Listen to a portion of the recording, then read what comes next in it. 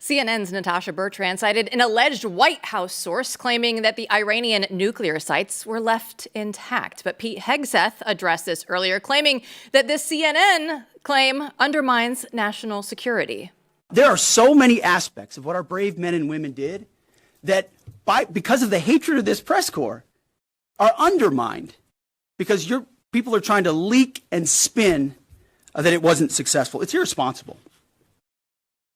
And folks in this room are privy to that information because of the proximity here in the Pentagon. It's an important responsibility.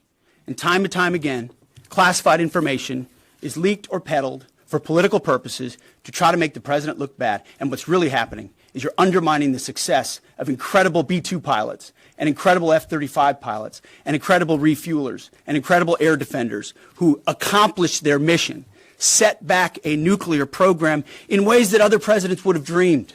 How about we celebrate that?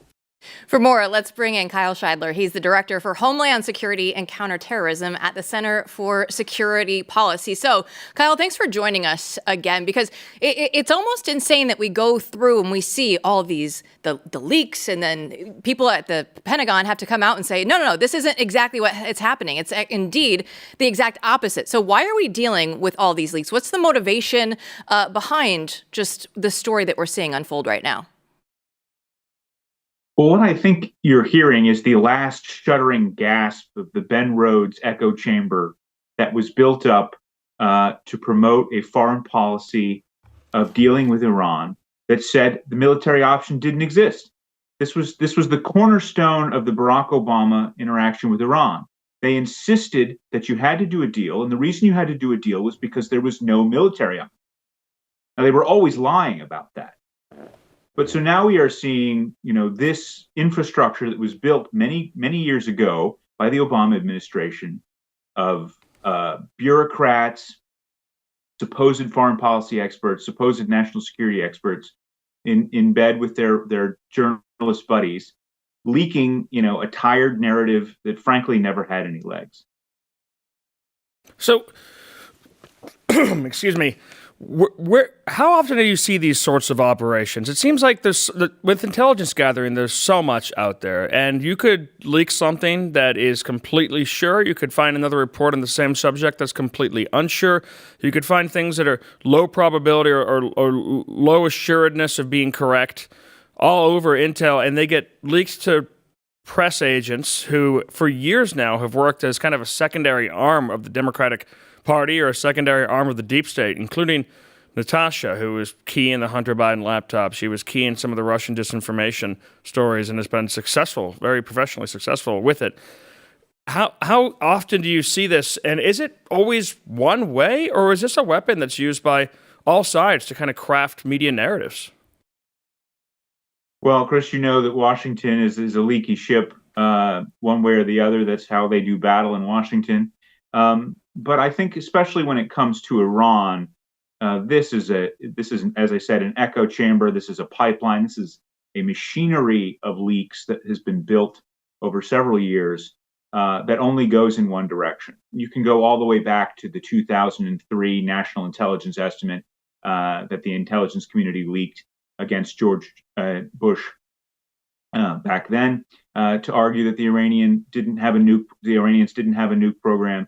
So this is a long time in coming, and we saw the leak prior to the strike on Fordo, where they insisted that the bunker busters could not do the job, and now they are insisting that the bunker busters did not do the job.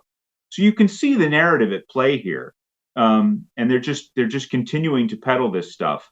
And I think it was well disrupted by General Kane when he said, "Look, we built these things for Fordo. We know exactly what these things can do. They were built for this specific structure, and we know we hit our target."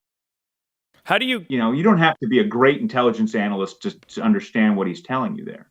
How do you get to the bottom of these sorts of things? Are these sorts of reports widely circulated? Are they the kind of things that are only held by 10 different people? Is an investigation even plausible in this sort of situation? I know you can't speak probably specifically to this one, but in the general realm of intelligence leaks to reporters.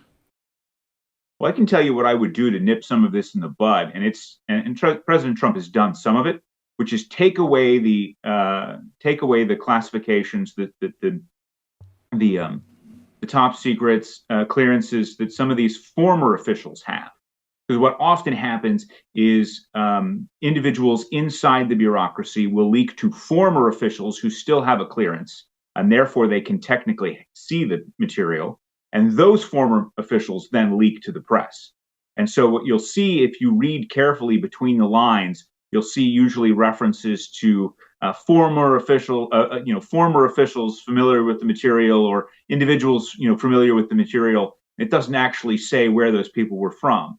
And that is part of what allows them to widely distribute these things, so that it becomes very difficult to figure out who the specific leaker is. There's work that can be done to hunt down these leakers. It's a serious counterintelligence problem for the United States that we have bureaucrats that do business this way, that we have current and former political appointees who do business this way. So we see Pete Hegseth, he's making a big deal of this for a reason, right? They're trying to make sure that this doesn't happen again, that they will go through and kind of call you out by name, basically, if you're going to keep doing this. But is this going to work for the administration, or as long as Donald Trump or any other Republican is in office, is this something that we're just going to have to keep dealing with? Well, obviously, Secretary Hegseth has already been rattled with a leak situation before. A number of DoD officials were moved out after a leak investigation, and then he had the unfortunate situation with the Signal chat. So, I think information security is certainly forefront in Secretary Hegseth's mind here, and it should be for the entire administration. They're not going to catch any breaks here. They need to continue rooting out the bureaucrats that are against the administration. Just some of the longtime hardened, people use the term deep state. This is who they're referring to, these bureaucrats that have policy ambitions, but they're not in a policy job. They're supposed to be carrying out the will of the president, but they don't. And so rooting them out, dealing with the clearances held by former officials from the Biden administration would be another good move.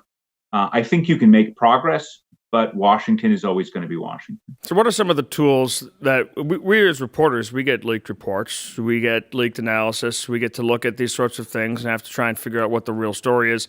If you're the reporter, you're expected to read it, for example, and maybe this is a low confidence assessment. But how can the audience and people who, as we assume, will continue to hear these things in CNN and the New York Times and other famous outlets for deep state leakers, how do they guard against this? How should you look at these stories when they come out? Is it just a question of cui bono, or is there a broader way that people can understand these? Yeah, well, when I train interns here at the center, one of the things I tell them first is whenever you're reading anything you see in the news, ask yourself, who wants me to believe this? And once you can figure out who wants you to believe it, then you can move on to, is it true? And so often we skip that first step, but it's very important, because the way that, groups like CNN play the game here, there was a real intelligence report. It really did say what they said that it said. They just left out some information that you needed to know, which was that it was a relatively low-level assessment in which they had low confidence, and that it did not include all of the intelligence that we later received over hours and days. So those are the kinds of things you need to ask yourself. Who wants me to know this? Why do they want me to know this? What aren't they telling me here? How sure are they?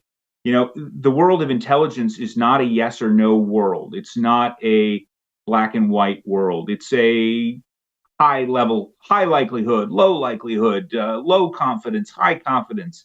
It's shades of gray. So when you read something that says an intelligence report says absolutely X, you know that they're playing games with you.